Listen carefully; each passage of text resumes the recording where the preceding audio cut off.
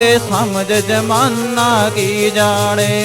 नानक दियाँ गुजियाँ राम जानू वे समझ जमाना की जाने। कोई गावे को सुने, कोई करे विचार।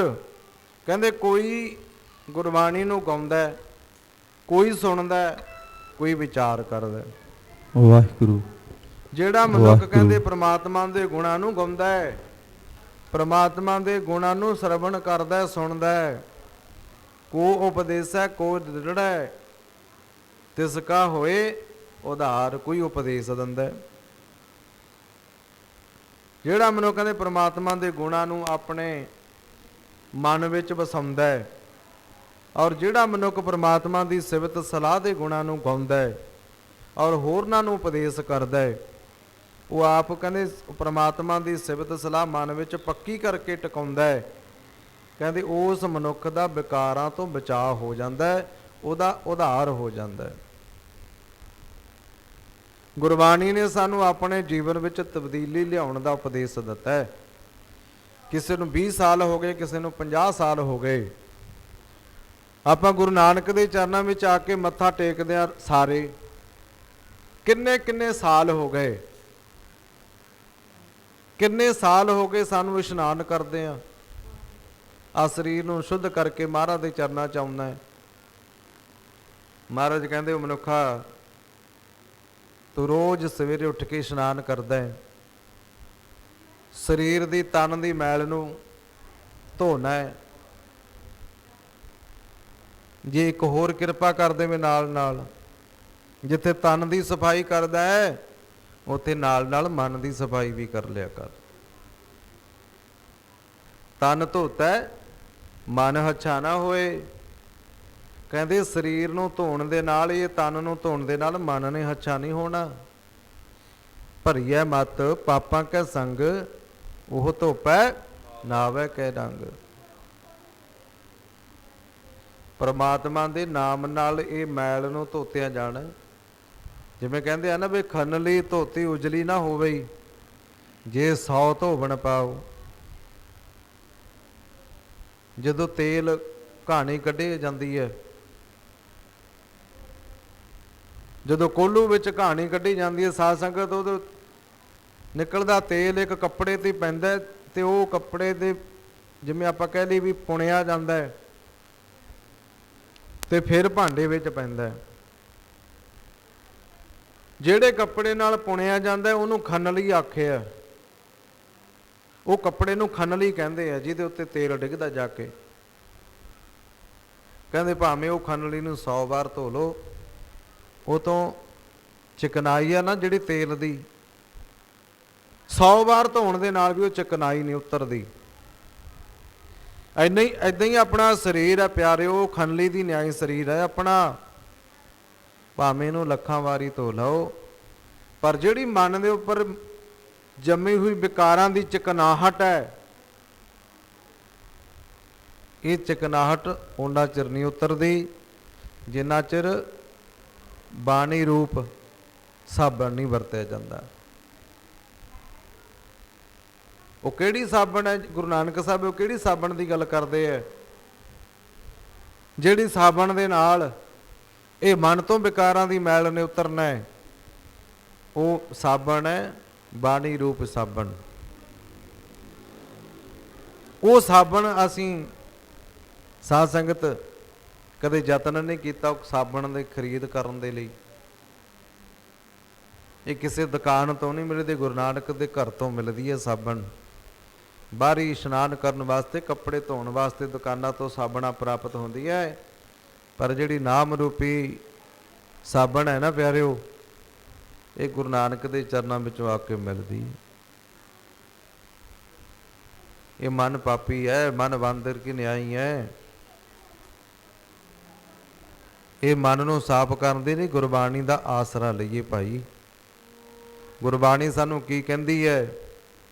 50-50 ਸਾਲ ਹੋ ਗਏ ਗੁਰੂ ਚਰਨਾਂ ਵਿੱਚ ਆਉਂਦੇ ਆ, ਜੇ ਕੋਈ ਤਬਦੀਲੀ ਨਾ ਆਈ ਜੀਵਨ ਵਿੱਚ ਆਉਣ ਦਾ ਕੀ ਫਾਇਦਾ ਹੈ? ਜੇ ਸਾਡਾ ਮਨ ਹੀ ਨਾ ਬਦਲਿਆ, ਸਾਡੇ ਮਨ ਤੋਂ ਵਿਕਾਰਾਂ ਦੇ ਫੁਰਨੇ ਹੀ ਖਤਮ ਨਾ ਹੋਏ, ਮਨ ਸਾਡਾ ਸਾਫ਼ ਹੀ ਨਾ ਹੋਇਆ, ਫਿਰ ਕਿਉਂ ਐਵੇਂ ਆਪਣਾ ਟਾਈਮ ਖਰਾਬ ਕਰਦੇ ਆ ਭਾਈ। ਇਸ ਕਰਕੇ ਆਓ ਇਹ ਟਾਈਮ ਨੂੰ ਖਰਾਬ ਨਹੀਂ ਕਰਨਾ। ਮਿਲਿਆ ਹੋਇਆ ਸਮਾਂ ਸਾਨੂੰ ਲੇਖੇ ਵਿੱਚ ਲਾਉਣਾ ਚਾਹੀਦਾ ਹੈ। ਜਿੱਥੇ ਦੁਨਿਆਵੀ ਧਨ ਜੋੜਨ ਦੇ ਲਈ ਭੱਜ ਨੱਠ ਕਰਦਾ ਮਨੁੱਖ, ਉੱਥੇ ਨਾਮ ਰੂਪੀ ਧਨ ਜੋੜਨ ਦੇ ਲਈ ਵੀ ਭੱਜ ਦੌੜ ਕਰਨੀ ਚਾਹੀਦੀ ਹੈ। ਹਰੇਕ ਇਨਸਾਨ ਆਪਣੇ ਆਪਣੇ ਪਰਿਵਾਰ ਦੇ ਲਈ ਕਿੰਨੀ ਭੱਜ ਦੌੜ ਕਰਦੇ ਆ ਆਪਾਂ ਸਾਰੇ। ਦੇਸ਼ ਤੋਂ ਵਿਦੇਸ਼ ਦੌੜ ਲੱਗੀ ਹੋਈ ਹੈ ਅੱਜ ਦੇ ਇਨਸਾਨ ਦੀ। ਆਪਾਂ ਵਿਦੇਸ਼ ਜਾਂਦੇ ਆ ਵੀ ਤੇ ਕਾਰਨ ਤੇ ਮੁੱਖ ਇਹੀ ਹੈ ਨਾ। ਆਪਾਂ ਕਹਿੰਦੇ ਆ ਵੀ ਮਿਹਨਤ ਇੱਥੇ ਵੀ ਕਰਦੇ ਆ, ਇੱਥੇ ਪੂਰੀ ਨਹੀਂ ਪੈਂਦੀ, ਉੱਥੇ ਬਾਹਰ ਜਾ ਕੇ ਮਿਹਨਤ ਜਿਹੜੀ ਹੈ ਜੇ ਬਾਹਰ ਹੀ ਖਰਚਣਾ ਫਿਰ ਤੇ ਉੱਥੇ ਵੀ ਉਹੀ ਹਿਸਾਬ ਹੈ ਭਾਈ ਜਿਹੜਾ ਇੱਥੇ ਆ। ਉਹ ਤੇ ਬਾਹਰਲੇ ਪੈਸੇ ਇੱਥੇ ਆ ਕੇ ਵੱਧਦੇ ਆ ਤਾਂ ਕਿਤੇ ਖਰਚੇ ਪੂਰੇ ਹੁੰਦੇ ਆ। ਆ ਵੇਖਦੇ ਆ ਨਾ ਜਿਹੜੇ ਗਏ ਹੁੰਦੇ ਆ ਬਾਹਰ ਜਾ ਕੇ ਜਦੋਂ ਕੋਈ ਖਰੀਦ ਕਰਨੀ ਪੈਂਦੀ ਹੈ, ਜਦੋਂ ਖਰੀਦ ਕਰਦੇ ਆ ਉਧਰਲੇ ਡਾਲਰਾਂ ਦਾ ਫਿਰ ਇੱਧਰ ਇੰਡੀਆ ਦੇ ਨਾਲ ਹਿਸਾਬ ਲਾ ਕੇ ਵੇਖਦੇ ਹੁੰਦੇ ਆ ਵੀ ਉਧਰਲੇ ਕਿੰਨੇ ਬਣਦੇ। ਜਦੋਂ ਵੇਖਿਆ ਵੀ ਇੱਕ ਆਈਟਮ ਦਾ ਹੀ 5-7 ਹਜ਼ਾਰ ਬਣਦਾ ਹੈ, ਫਿਰ ਮਨੁੱਖ ਸੋਚਦਾ ਵੀ ਇੱਧਰ ਤੇ ਕੁਝ ਡਾਲਰਾਂ ਦੀ ਹੈ ਤੇ ਇੰਡੀਆ ਦੇ ਹਜ਼ਾਰਾਂ ਦੇ ਹਿਸਾਬ ਨਾਲ ਹੈ। ਫਿਰ ਸੰਕੋਚ ਕਰਦਾ, ਉੱਥੇ ਸੰਕੋਚ ਕਰਿਆ ਜਾਂਦਾ ਹੈ, ਇੱਥੇ ਆਪਾਂ ਸੰਕੋਚ ਨਹੀਂ ਕਰਦੇ ਖਰਚੇ ਦਾ। ਉੱਥੇ ਪਤਾ ਲੱਗਦਾ ਵੀ ਜਿਹੜੀ ਉੱਥੇ 50 ਰੁਪਏ ਦੀ ਚੀਜ਼ ਹੈ ਇੱਧਰ ਉਹੀ ਹਜ਼ਾਰਾਂ 'ਚ ਹੈ। ਤੇ ਸਾਧ ਸੰਗਤ ਫਿਰ ਉੱਧਰ ਸੰਕੋਚ ਕੀਤਾ ਜਾਂਦਾ। ਉਹ ਸੰਕੋਚਿਆ ਹੋਇਆ ਪੈਸਾ ਫਿਰ ਇੱਧਰ ਆ ਕੇ ਵੱਧਦਾ। ਜੇ ਇੱਥੇ ਵੀ ਆਪਾਂ ਸੰਕੋਚ ਨਾਲ ਚੱਲੀਏ ਪਿਆਰਿਓ, ਸੰਕੋਚ ਤੇ ਕਰਨਾ ਹੀ ਪਏਗਾ ਨਾ। ਖਰਚਿਆਂ ਤੋਂ ਸੰਕੋਚ ਕਰੀਏ। ਜਿਹੜਾ ਸੰਕੋਚ ਕਰਨਾ ਸੀ ਉਹ ਤੇ ਕੀਤਾ ਨਹੀਂ, ਜਿਹਦੇ ਵੱਲ ਹੱਥ ਵਧਾਉਣਾ ਸੀ ਉਹ ਅਸੀਂ ਕਰਮ ਕੀਤਾ ਨਹੀਂ। ਗੁਰੂ ਨਾਨਕ ਸਾਹਿਬ ਨੇ ਆਖਿਆ ਤੇਰਾ ਚਿੱਤ ਜਿਹੜਾ ਹੈ ਉਹ ਨਿਰੰਕਾਰ ਦੇ ਚਰਨਾਂ ਵੱਲ ਹੋਣਾ ਚਾਹੀਦਾ ਹੈ ਤੇ ਹੱਥ ਹੈ ਜਿਹੜਾ ਉਹ ਕਾਰ ਵੱਲ ਹੋਣਾ ਚਾਹੀਦਾ ਹੈ, ਕਰਮਾਂ ਵੱਲ, ਕਰਮ ਕਰਨ ਵਾਸਤੇ। ਹੁਣ ਕਰਮ ਕਰਕੇ ਕੋਈ ਰਾਜੀ ਨਹੀਂ। ਆਪਾਂ ਕਹਿੰਦੇ ਵੀ ਵਿਹਲੇ ਬੈਠਿਆਂ ਨੂੰ ਮਾਇਆ ਦੇ ਖਜ਼ਾਨੇ ਲੱਭ ਜਾਣ ਕਿਤੋਂ, ਘਰ ਬੈਠਿਆਂ ਨੂੰ ਬੋਲ ਲੱਗ ਜਾਏਗੇ। ਘਰੇ ਬੈਠਿਆਂ ਨੂੰ ਮਾਇਆ ਦੇ ਭੰਡਾਰ, ਮਾਇਆ ਦੇ ਖਜ਼ਾਨੇ ਮਿਲ ਜਾਣ। ਇਹ ਚਤਰਾਈਆਂ ਨੇ ਪਿਆਰਿਓ। ਇਸ ਕਰਕੇ ਜਿੱਥੇ ਨਾਮ ਦੇ ਭੰਡਾਰ ਭਰਨੇ ਆ ਉੱਥੇ ਮਾਇਆ ਦੇ ਭੰਡਾਰਾਂ ਦੇ ਨਾਲ ਨਾਲ ਧਿਆਨ ਸਾਡਾ ਮਾਇਆ ਦੇ ਭੰਡਾਰਾਂ ਨਾਲੋਂ ਟੁੱਟ ਕੇ ਨਾਮ ਦੇ ਭੰਡਾਰਾਂ ਵੱਲ ਹੋਣਾ ਚਾਹੀਦਾ ਹੈ। ਉਹ ਖਜ਼ਾਨਾ ਇਕੱਤਰ ਕਰੀਏ ਜਿਹੜਾ ਖਜ਼ਾਨਾ ਲੋਕ ਦੇ ਵਿੱਚ ਵੀ ਤੇ ਪਰਲੋਕ ਦੇ ਵਿੱਚ ਵੀ ਮਨੁੱਖ ਦੇ ਸਹਾਈ ਹੁੰਦਾ ਹੈ। ਜਿਨ੍ਹਾਂ ਸ਼ਰਧਾ ਧਾਰ ਕੇ ਗੁਰੂ ਨਾਨਕ ਦੇ ਚਰਨਾਂ ਵਿੱਚ ਆ ਜਾਂਦੇ ਆ, ਜਿਹੜੇ ਸਦਕ ਦੀ ਬੇੜੀ ਚੜ ਜਾਂਦੇ ਆ, ਉਹ ਇਸ ਸੰਸਾਰ ਰੂਪੀ ਬੇੜੇ ਤੋਂ ਪਾਰ ਲੱਗ ਜਾਂਦੇ ਆ।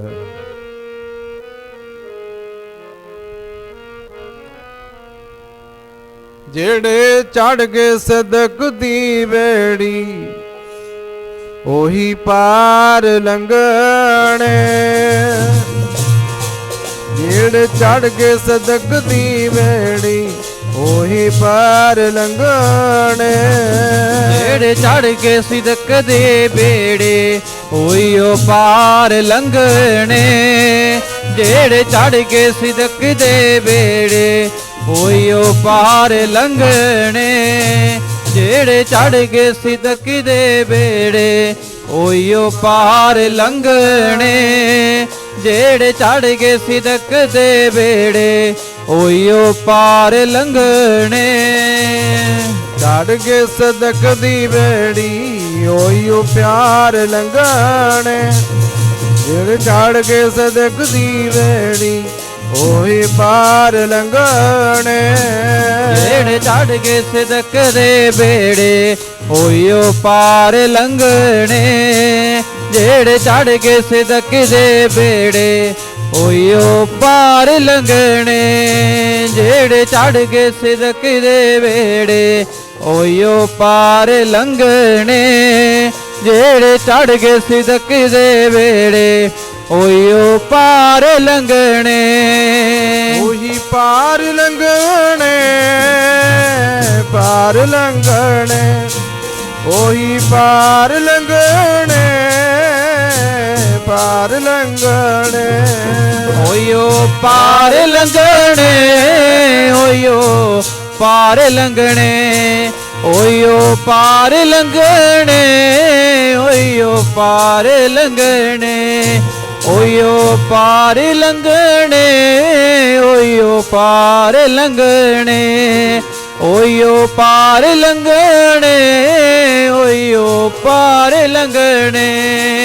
ਜਿਹੜੇ ਚੜ ਕੇ ਸਦਕ ਦੀ ਵੇੜੀ ਓਯੋ ਪਾਰ ਲੰਘਣੇ ਜਿਹੜੇ ਚੜ ਕੇ ਸਦਕ ਦੀ ਵੇੜੀ ਉਹੀ ਪਾਰ ਲੰਘਣੇ ਚੜ ਕੇ ਸਿਦਕ ਦੇ ਵੇੜੇ ਓਯੋ ਪਾਰ ਲੰਘਣੇ ਜਿਹੜੇ ਚੜ ਕੇ ਸਿਦਕ ਦੇ ਵੇੜੇ ਓਯੋ ਪਾਰ ਲੰਘਣੇ ਜਿਹੜੇ ਚੜ ਕੇ ਸਿਦਕ ਦੇ ਵੇੜੇ ਓਯੋ ਪਾਰ ਲੰਘਣੇ ਜਿਹੜੇ ਚੜ ਕੇ ਸਿਦਕ ਦੇ ਵੇੜੇ ਓਯੋ ਪਾਰ ਲੰਘਣੇ ਜਿਹੜੇ ਉਸ ਪ੍ਰਮਾਤਮਾ ਦੀ ਕਿਰਪਾ ਨਾਲ ਸਿਦਕ ਧਾਰਨ ਕਰ ਲੈਂਦੇ ਆ, ਜਿਹੜੇ ਸਿਦਕ ਦੀ ਬੇੜੀ ਤੇ ਚੜ ਜਾਂਦੇ ਆ, ਕਹਿੰਦੇ ਉਹ ਪਾਰ ਲੰਘ ਜਾਂਦੇ ਆ। ਮੱਖਣ ਸ਼ਾਹ ਲਵਾਣਾ ਇੱਕ ਸ਼ਾਹੂਕਾਰ ਸੀ, ਇੱਕ ਸੌਦਾਗਰ ਸੀ, ਦੇਸ ਤੋਂ ਵਿਦੇਸ਼ ਸੌਦਾਗਰੀ ਕਰਦਾ, ਸੌਦਾ ਕਰਦਾ, ਦੇਸ ਤੋਂ ਵਿਦੇਸ਼ ਸਮਾਨ ਇੱਧਰ ਉੱਧਰ ਵੇਚਦਾ ਰਹਿੰਦਾ ਹੈ। ਸਾਧ ਸੰਗਤ ਇੱਕ ਵਾਰੀ ਕਹਿੰਦੇ ਇਹ ਸਮੁੰਦਰੀ ਜਹਾਜ਼ ਰਾਹੀਂ ਸਮਾਨ ਲੈ ਕੇ ਆ ਰਿਹਾ ਸੀ। ਸਮੁੰਦਰੀ ਜਹਾਜ਼ ਜਿਹੜਾ ਹੈ ਉਹ ਕਹਿੰਦੇ ਸਮੁੰਦਰ ਦੇ ਵਿੱਚ ਡਾਮਾਡੋਲ ਹੋ ਜਾਂਦਾ। ਜਦੋਂ ਡਾਮਾਡੋਲ ਹੋਇਆ ਜਹਾਜ਼, ਸਾਰੇ ਡਰ ਗਏ, ਸਾਰਿਆਂ ਦੇ ਅੰਦਰ ਕੰਬਣੀ ਛਿੜ ਗਈ। ਹੁਣ ਮੌਤ ਤੋਂ ਹਰੇਕ ਡਰਦਾ ਹੈ।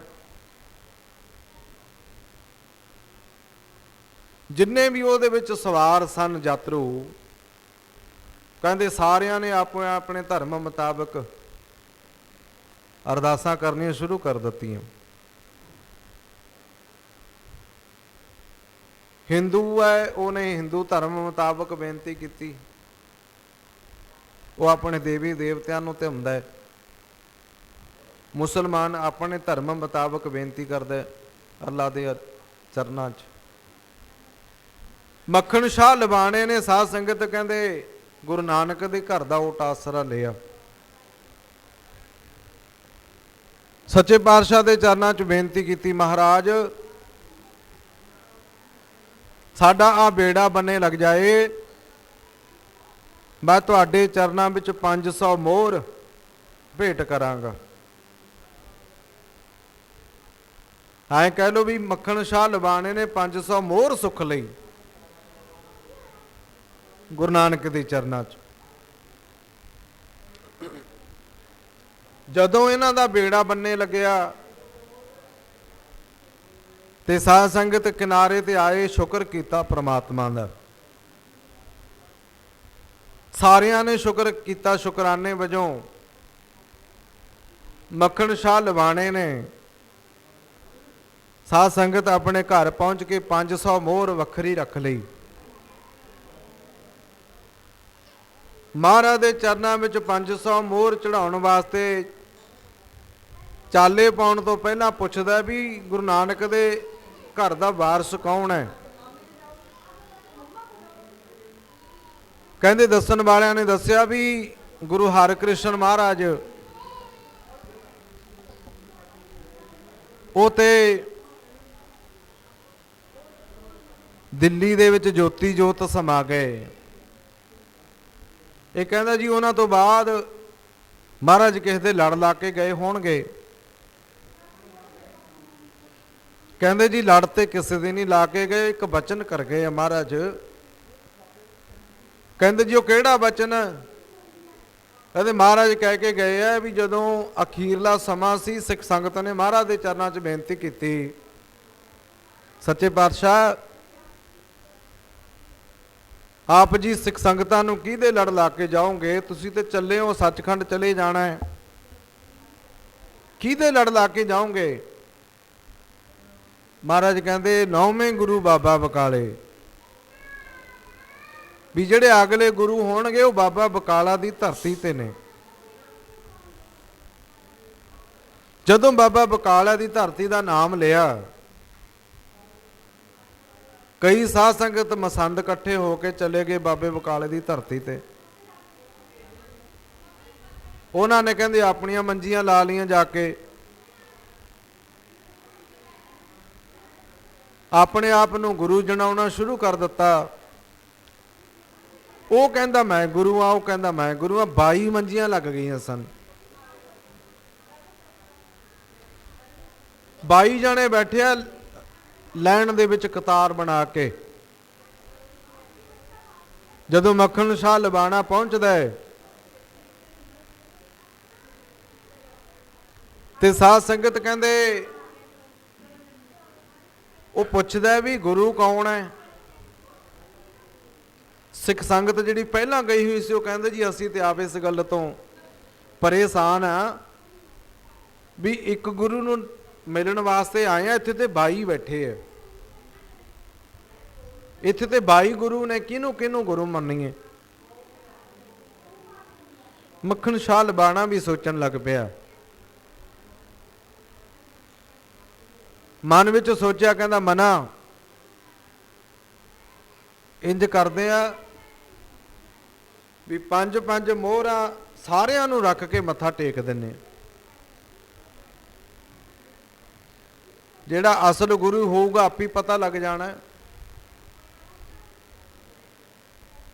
ਸਾਧ ਸੰਗਤ ਜੀ ਕਹਿੰਦੇ ਮੱਖਣ ਸ਼ਾਹ ਲਬਾਣੇ ਨੇ 5-5 ਮੋਹਰਾਂ ਜਦੋਂ ਉਹਨਾਂ ਮਸੰਦਾਂ ਦੇ ਅੱਗੇ ਰੱਖ ਕੇ ਮੱਥਾ ਟੇਕਿਆ, ਉਹ ਬੜੇ ਖੁਸ਼ ਹੋਏ। ਕੋਈ ਕਿਸੇ ਤਰ੍ਹਾਂ ਦਾ ਆਸ਼ੀਰਵਾਦ ਦਿੰਦਾ, ਕੋਈ ਕਿਸੇ ਤਰ੍ਹਾਂ ਦਾ ਆਸ਼ੀਰਵਾਦ ਦਿੰਦਾ ਹੈ। ਉਹ ਤੇ ਸੋਚਦੇ ਆ ਵੀ ਆਹੀ ਸੇਵਾਦਾਰ ਵਧੀਆ ਆ। ਬਾਈਆਂ ਨੂੰ ਮੱਥਾ ਟੇਕ ਕੇ ਕਹਿੰਦੇ ਫਿਰ ਪੁੱਛਦਾ ਵੀ ਹੋਰ ਕੋਈ ਰਹਿ ਤੇ ਨਹੀਂ ਗਿਆ? ਕੋਈ ਹੋਰ ਹੋਵੇ ਤਾਂ ਵੀ ਦੱਸ ਦਿਓ। ਕਹਿੰਦਾ ਕੋਈ ਰਹਿ ਨਾ ਜਾਵੇ। ਇਹ ਨਾਲੇ ਤੇ ਮਸਕਰੀਆਂ ਹੱਸਦੇ ਆ, ਨਾਲੇ ਕਹਿੰਦੇ ਵੀ ਇੱਕ ਤੇਗਾ ਬੈਠਾ ਭੋਰੇ ਵਿੱਚ।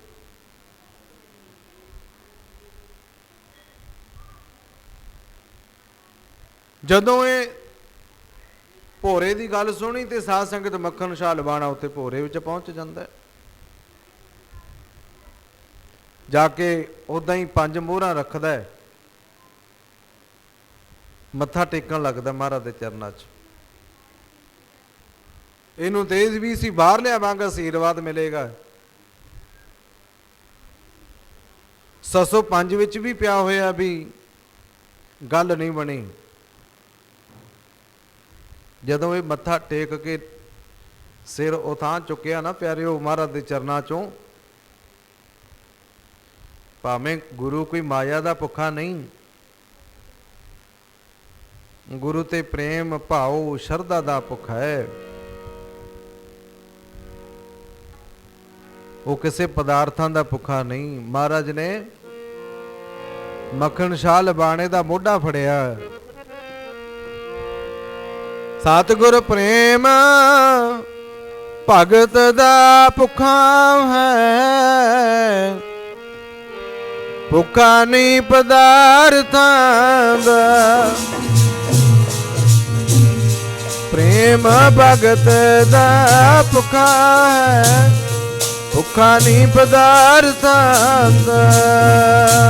ਪ੍ਰੇਮ ਤੇ ਭਗਤ ਦਾ ਭੁੱਖਾ ਹੈ, ਭੁੱਖਾ ਨਹੀਂ ਪਦਾਰਥਾਂ ਦਾ। ਸਤਿਗੁਰ ਪ੍ਰੇਮ ਤੇ ਭਗਤ ਦਾ ਭੁੱਖਾ ਹੈ, ਭੁੱਖਾ ਨਹੀਂ ਪਦਾਰਥਾਂ ਦਾ। ਸਤਿਗੁਰ ਪ੍ਰੇਮ ਭੁੱਖਾ ਨਹੀਂ ਪਦਾਰਥਾਂ ਦਾ। ਪ੍ਰੇਮ ਭਗਤ ਦਾ ਭੁੱਖਾ ਹੈ, ਭੁੱਖਾ ਨਹੀਂ ਪਦਾਰਥਾਂ ਦਾ। ਪਿਆਰਿਓ ਭੁੱਖਾ ਨਹੀਂ ਪਦਾਰਥਾਂ ਦਾ, ਪਿਆਰੇ ਜੀ ਭੁੱਖਾ ਨਹੀਂ ਪਦਾਰਥਾਂ ਦਾ। ਪਿਆਰੇ ਜੀ ਭੁੱਖਾ ਨਹੀਂ ਪਦਾਰਥਾਂ ਦਾ।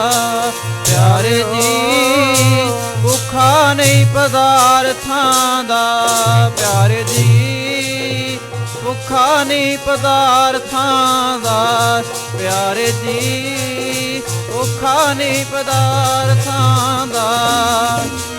ਪ੍ਰੇਮ ਭਗਤ ਦਾ ਭੁੱਖਾ ਹੈ, ਭੁੱਖਾ ਨਹੀਂ ਪਦਾਰਥਾਂ ਦਾ। ਹਰ ਜੀ ਪ੍ਰੇਮ ਭਗਤ ਦਾ ਭੁੱਖਾ ਹੈ, ਭੁੱਖਾ ਨਹੀਂ ਪਦਾਰਥਾਂ ਦਾ। ਸਤਿਗੁਰ ਪ੍ਰੇਮ ਤੇ ਭਗਤ ਦਾ ਭੁੱਖਾ ਹੈ, ਭੁੱਖਾ ਨਹੀਂ ਪਦਾਰਥਾਂ ਦਾ। ਸਤਿਗੁਰ ਪ੍ਰੇਮ ਭਗਤ ਦਾ ਭੁੱਖਾ ਹੈ, ਭੁੱਖਾ ਨਹੀਂ ਪਦਾਰਥਾਂ ਦਾ। ਪ੍ਰੇਮ ਭਗਤ ਦਾ ਭੁੱਖਾ ਹੈ, ਭੁੱਖਾ ਨਹੀਂ ਪਦਾਰਥਾਂ ਦਾ। ਸਤਿਗੁਰ ਪ੍ਰੇਮ ਭਗਤ ਦਾ ਭੁੱਖਾ ਹੈ, ਭੁੱਖਾ ਨਹੀਂ ਪਦਾਰਥਾਂ ਦਾ। ਹਰ ਜੀ ਪ੍ਰੇਮ ਤੇ ਭਗਤ ਦਾ ਭੁੱਖਾ ਹੈ। ਮਹਾਰਾਜ ਨੇ ਮੱਖਣ ਸ਼ਾਹ ਲਬਾਣੇ ਨੂੰ ਮੋਢੇ ਤੋਂ ਫੜਿਆ। ਸੱਚੇ ਪਾਤਸ਼ਾਹ ਕਹਿਣ ਲੱਗੇ, ਉਹ ਲਬਾਣਿਆ ਝਾਤ ਮਾਰ, ਉਹ ਸਮਾਂ ਯਾਦ ਕਰ ਜਦੋਂ ਡਾਵਾਂ ਡੋਲ ਸੀ ਬੇੜਾ, ਉਦੋਂ ਤੂੰ ਅਰਦਾਸਾਂ ਕਰਦਾ ਸੀ ਕਿ ਮਹਾਰਾਜ ਤੁਹਾਡੇ ਚਰਨਾਂ 'ਚ 500 ਮੋਹਰ ਚੜਾਵਾਂਗਾ। ਅੱਜ 5 ਮੋਹਰ ਚੜਾ ਕੇ ਹੀ ਸਾਰਨ ਲੱਗੇ ਆ। ਅੱਜ 5 ਮੋਹਰਾਂ, 500 ਦੀ ਜਗ੍ਹਾ ਤੇ 5 ਮੋਹਰਾਂ ਹੀ। ਬਸ ਪਿਆਰਿਓ ਮਹਾਰਾਜ ਦੇ ਚਰਨਾਂ ਵਿੱਚ ਡਿੱਗ ਪਿਆ। ਜਿਸ ਗੁਰੂ ਦੀ ਭਾਲ ਵਿੱਚ ਸੀ ਨਾ ਮੱਖਣ ਸ਼ਾਹ ਲਬਾਣਾ, ਗੱਲ 5 ਜਾਂ 500 ਮੋਹਰ ਦੀ ਗੱਲ ਨਹੀਂ ਸੀ। ਗੱਲ ਤੇ ਇਹ ਸੀ ਵੀ ਗੁਰੂ ਪੂਰਾ ਮਿਲੇ ਤਾਂ ਸਹੀ। ਗੱਲ ਤੇ ਪੂਰੇ ਗੁਰੂ ਦੀ ਸੀ। 5-5 ਮੋਹਰਾਂ ਲੈਣ ਵਾਲੇ ਬਾਹਰ ਬਥੇਰੇ ਬੈਠੇ ਸਨ। ਬਾਈਆਂ ਦੇ ਵਿੱਚੋਂ ਕਿਸੇ ਨੇ ਨਹੀਂ ਆਖਿਆ ਵੀ ਅਸੀਂ ਤੇਰਾ ਬੇੜਾ ਬੰਨੇ ਲਾਇਆ। ਆਖਦਾ ਵੀ ਕੌਣ, ਬੇੜੇ ਬੰਨੇ ਲਾਉਣ ਵਾਲਾ ਹੈ ਉਹ ਨਹੀਂ ਸੀ ਕੋਈ। ਜਿਹੜਾ ਬੇੜੇ ਬੰਨੇ ਲਾਉਣ ਵਾਲਾ ਸੀ ਉਹਨੂੰ ਤੇ ਹਾਸਾ ਮਜ਼ਾਕ ਠੱਠਾ ਕਰਦੇ ਸਨ ਇਹ ਲੋਕ। ਉਹਨੂੰ ਤੇ ਤੇਗਾ ਤੇਗਾ ਕਹਿ ਕੇ ਪੁਕਾਰਦੇ ਸਨ। ਤੇ ਸਾਧ ਸੰਗਤ ਜਦੋਂ ਫਿਰ ਮੱਖਣ ਸ਼ਾਹ ਲਬਾਣੇ ਦਾ ਮੋਢਾ ਫੜ ਕੇ ਮਹਾਰਾਜ ਨੇ ਆਖਿਆ, ਬਾ ਅੱਖਾਂ ਦੇ ਵਿੱਚੋਂ ਨੀਰ ਵਗਣਾ ਸ਼ੁਰੂ ਹੋ ਗਿਆ, ਜਲ ਵਗਦਾ ਹੈ। ਰੋਣ ਲੱਗ ਪਿਆ ਮੱਖਣ ਸ਼ਾਹ ਲਬਾਣਾ, ਪਿਆਰ ਦੇ ਹੰਝੂ। ਕਹਿਣ ਲੱਗਿਆ, ਸਤਿਗੁਰੂ ਤੁਹਾਡੇ ਘਰ ਦੀ ਸੋਭਾ ਅੱਜ ਤੱਕ ਸੁਣਦਾ ਹੀ ਆ ਰਿਹਾ ਸਾਂ। ਹੁਣ ਤੱਕ ਸੁਣਿਆ ਹੀ ਸੀ ਕੰਨਾਂ ਨਾਲ, ਅੱਜ ਮੇਰੇ ਭਾਗ ਜਾਗ ਪਏ। ਅੱਜ ਭਾਗ ਜਾਗੇ ਐ। ਜੈਸਾ ਸਤਿਗੁਰੂ ਸੁਣੀਦਾ, ਉਹ ਗੁਰੂ ਨਾਨਕ ਦੇ ਘਰ ਦੀ ਵਡਿਆਈ ਹੁਣ ਤੱਕ ਸੁਣਦੇ ਆ ਰਹੇ ਆ, ਪਰ ਅੱਜ ਅੱਖੀਂ ਵੇਖ ਲਿਆ। ਉਹ ਜੈਸਾ ਸੁਣਿਆ ਪਿਆਰਾ ਮੇਰਾ, ਡਿੱਠਾ ਨਾਲ ਅੱਖੀਆਂ ਸੁਣਿਆ।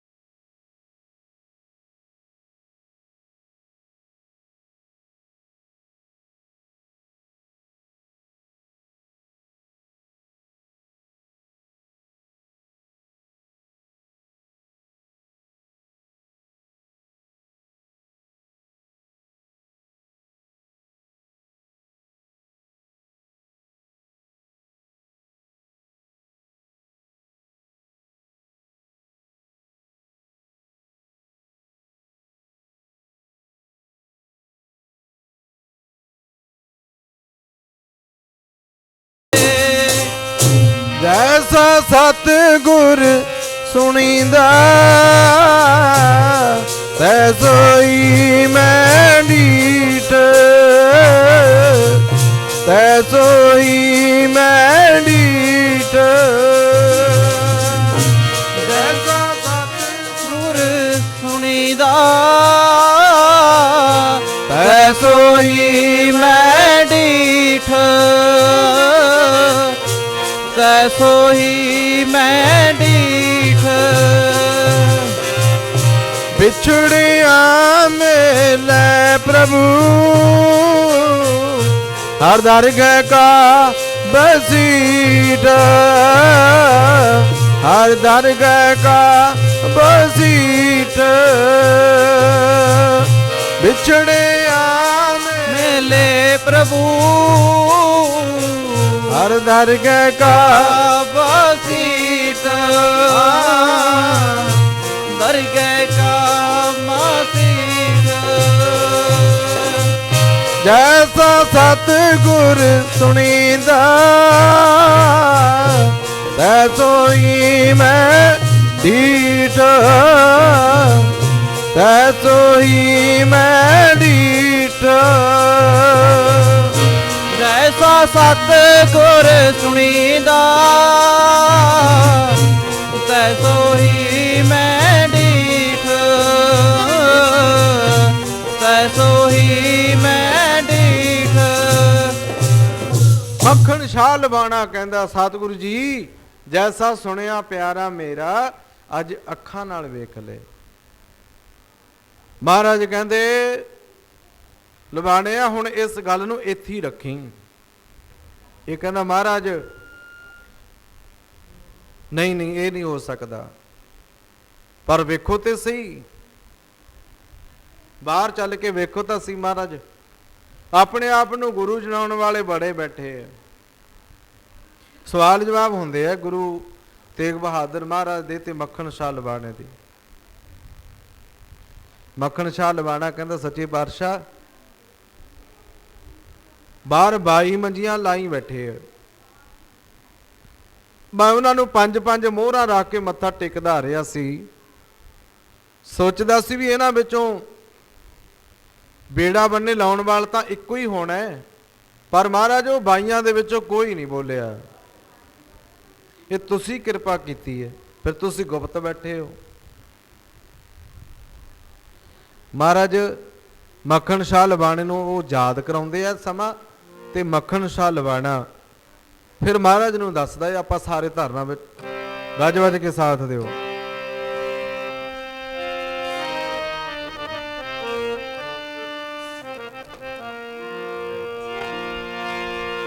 ਪੰਜ ਮੋਹਰਾਂ ਰੱਖੀਆਂ ਨੇ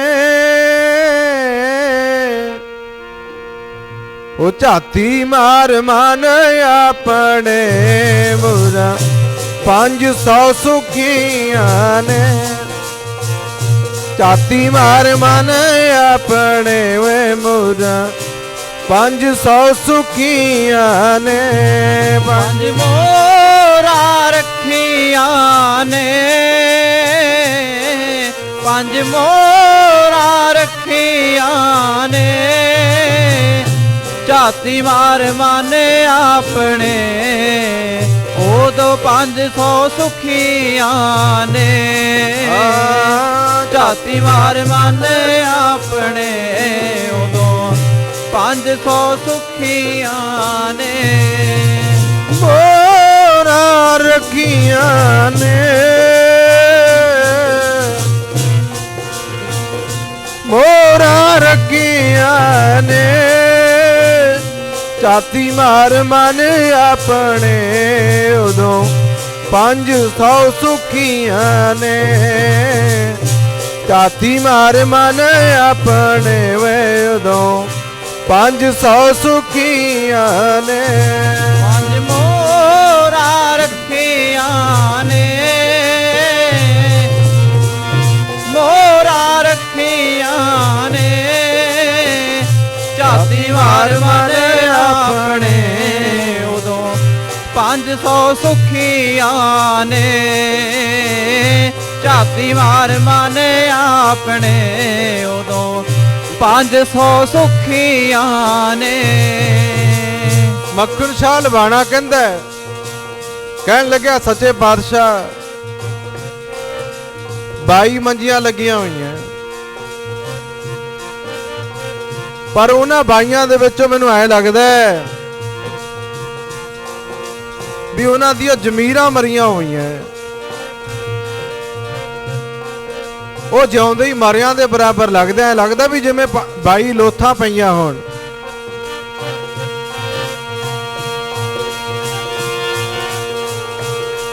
ਬਾਈ ਮੰਜੀਆਂ ਡੱਠੀਆਂ ਨੇ,